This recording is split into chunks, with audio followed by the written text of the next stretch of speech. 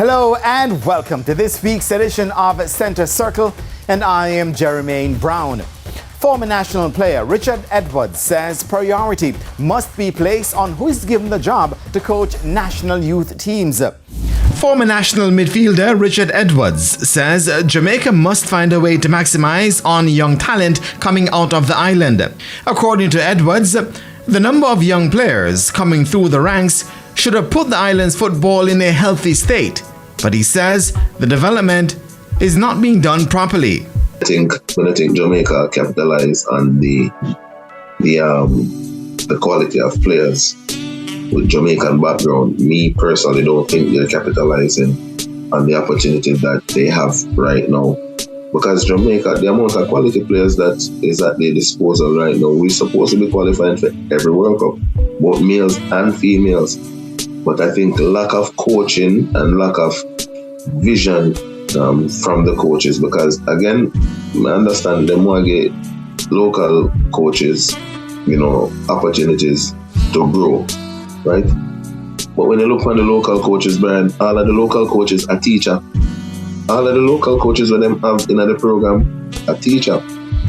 You don't have no real football people. Like I'm talking about people who live it, experience it, become qualified coaches now. You don't see any of them people that represent. So I think they're letting down the kids as well.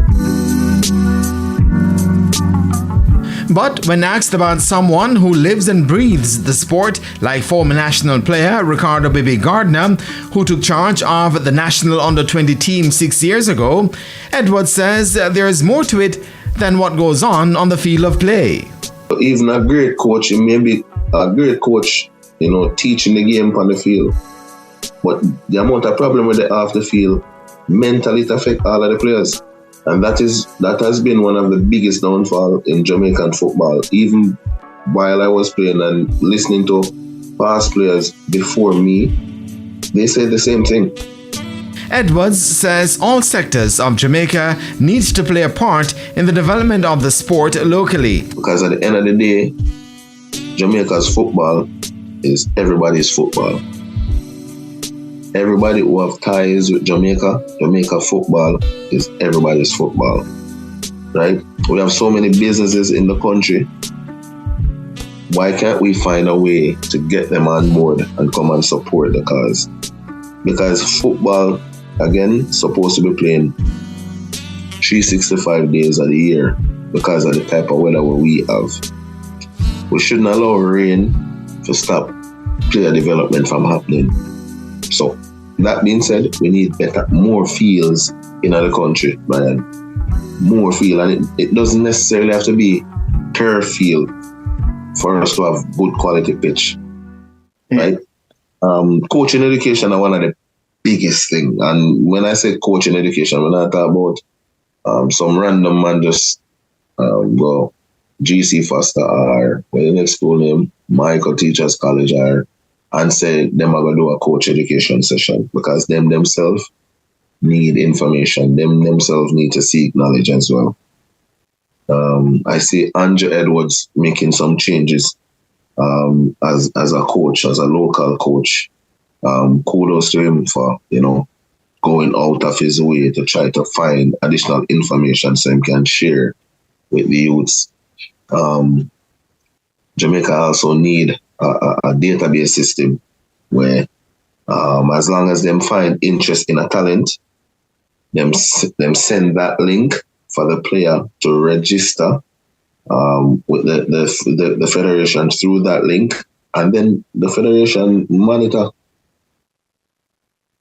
the player through there.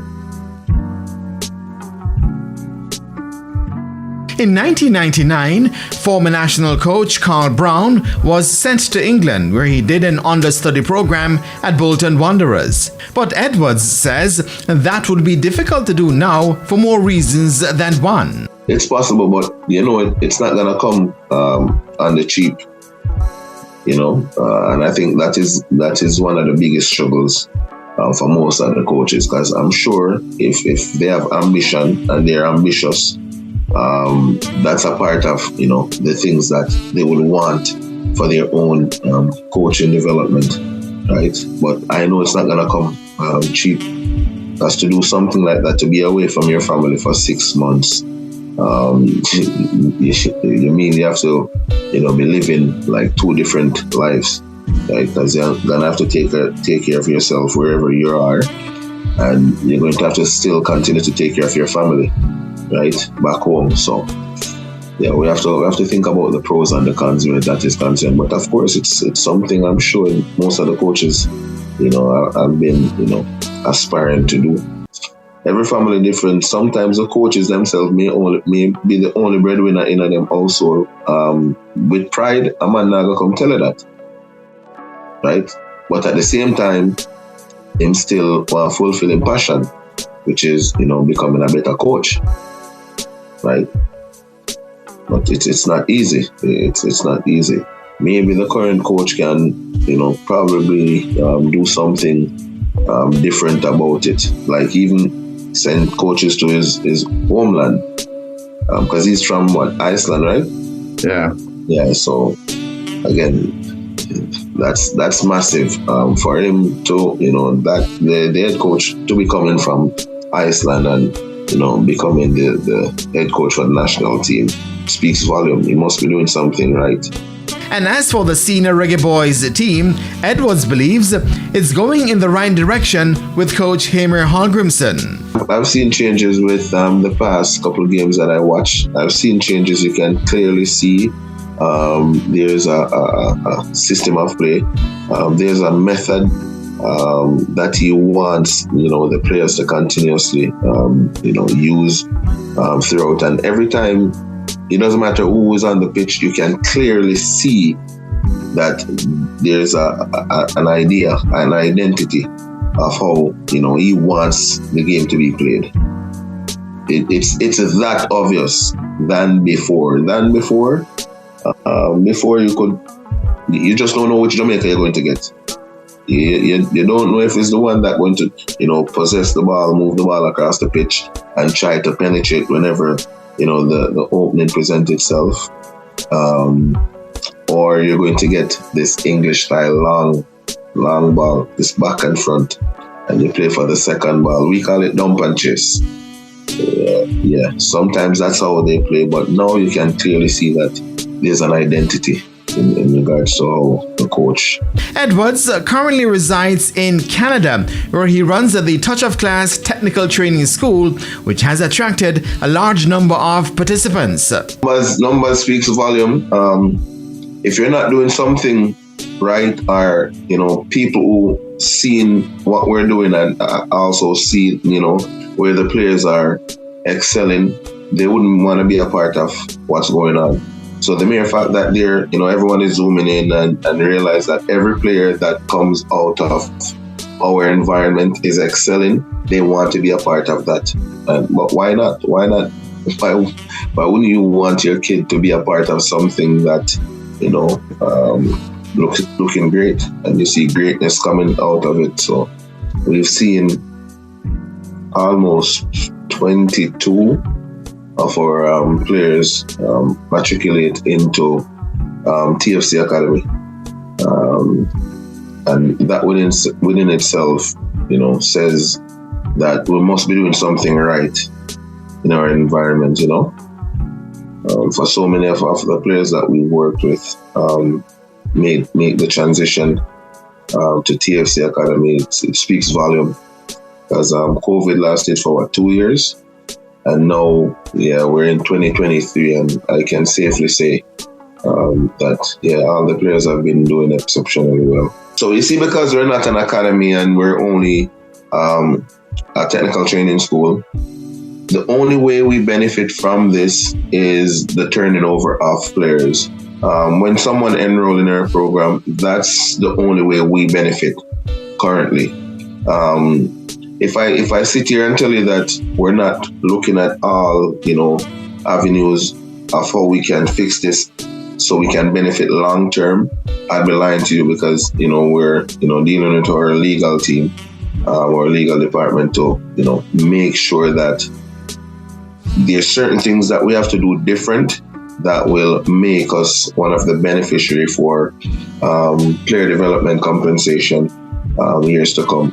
Maybe not now with the current players that is enrolled in their environment, but for future reference, it's something that we're like in constant discussion with. For me, I'm an observant person. I like to sit back, analyze, assess my next move, and currently because I still coach at a club, but in the club environment, there's so much to learn as a coach, and you want to make sure that whenever you take that bold step of becoming an academy CEO, you want to make sure that what you're delivering, what you're offering is totally different from what everybody else is doing, right? So I'm still learning my craft, but there's a lot going on in Touch of Class right now. I'm gonna shed some light to why I say 3 years. We've recently purchased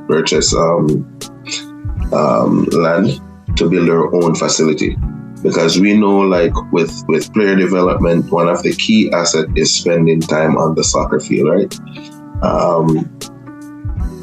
Field time here, the cost is expensive. You can find yourself spending some exuberant amount of money, especially in the winter time, to get accessibility to turf, right? And I don't want to be one of those owners that have their academy, and then when I'm offering a program, I can't offer a consistent program where player development is concerned.